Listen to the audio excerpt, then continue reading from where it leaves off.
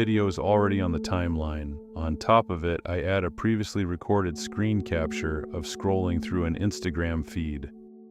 Deform the video so it looks like we are viewing it at an angle.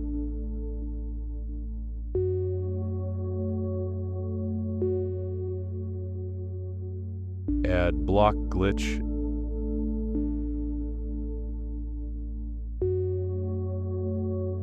and also lower the opacity.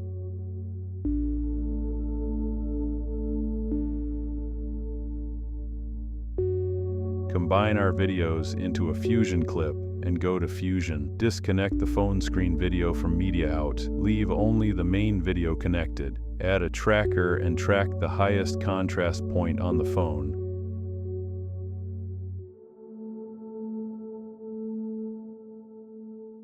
Go to Operation and select Match Move. Connect the phone screen video to the tracker node. Done.